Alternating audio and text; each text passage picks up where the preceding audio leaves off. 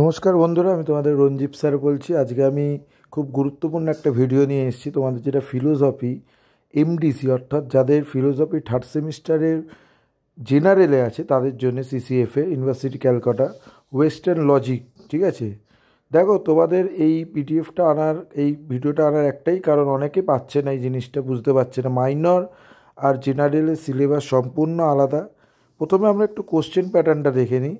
প্রথমে দেখো 15 মার্কসের 3টে কোশ্চেন হবে, 10 মার্কসের 2টো কোশ্চেন হবে, আর 5 মার্কসের 2টো কোশ্চেন হবে। ঠিক আছে, তো প্রথম কোশ্চেন আমরা যেটা আলোচনা করব, বচনের বিরোধিতা বলতে কী বোঝো, বিভিন্ন প্রকার বিরোধিতা দৃষ্টান্ত সহ আলোচনা করো। খুব গুরুত্বপূর্ণ কোশ্চেন এটা, তোমাদের 10 মার্কসের ক্ষেত্রে গুরুত্বপূর্ণ কোশ্চেন। এবার স্টার মার্ক কোশ্চেনটা আমি বলে দিচ্ছি, যেটা বড় কোশ্চেন হিসাবে 15 মার্কসের। বচনের বিরোধিতা বলতে কী বোঝো, উদাহরণসহ এর প্রকারভেদ আলোচনা করো। এই দুটোর মধ্যে যে কোনো একটা করলেই তুমি কমন পাবে, ওই জন্য স্টার মার্কস দিয়ে দিয়েছি।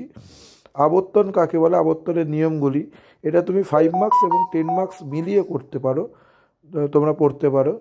তারপর আসছে বিবর্তন কী, এর নিয়মগুলি লেখো, নিয়মগুলি ব্যাখ্যা করো। খুব গুরুত্বপূর্ণ কোশ্চেন। ঠিক আছে, মিলের অম্বয়ী বা ব্যতিক্রয়ী বা মিশ্র পদটি আলোচনা করো। ঠিক আছে, তারপর দৃষ্টান্তের সাহায্যে মিলের অম্বয়ী পদ্ধতির ব্যাখ্যা আলোচনা করো।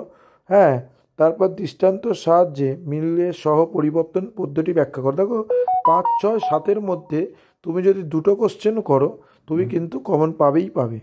ঠিক আছে, তারপরে 8 নম্বরের কোশ্চেনটা দেখো, অবরোহ যুক্তি বলতে কী বোঝো, অবরোহ যুক্তির বৈশিষ্ট্যগুলি আলোচনা করো। এই কোশ্চেনটা খুবই গুরুত্বপূর্ণ কোশ্চেন।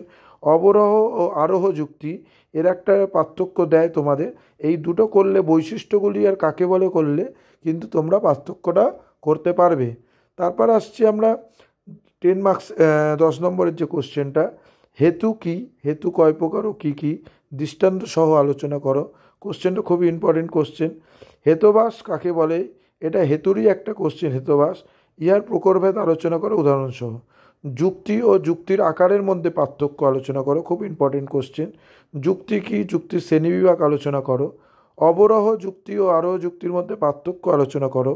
বচন বলতে কী বোঝো, বচনের শ্রেণীবিভাগ আলোচনা করো। ঠিক আছে, তারপর হচ্ছে নিরপেক্ষ বচন কাকে বলে, নিরপেক্ষ বচনের চতুবর্গ আলোচনা করো।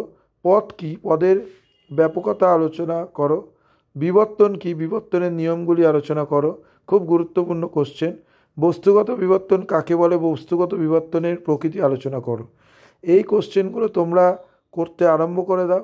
ঠিক আছে, কোশ্চেনগুলো কিন্তু খুব ইম্পর্টেন্ট কোশ্চেন এবং আসবেই আসবে। কারোর যদি কোনো অসুবিধা হয়, কারোর যদি পিডিএফ দরকার লাগে, হোয়াটসঅ্যাপে যোগাযোগ করতে পারো, হোয়াটসঅ্যাপ নাম্বারে।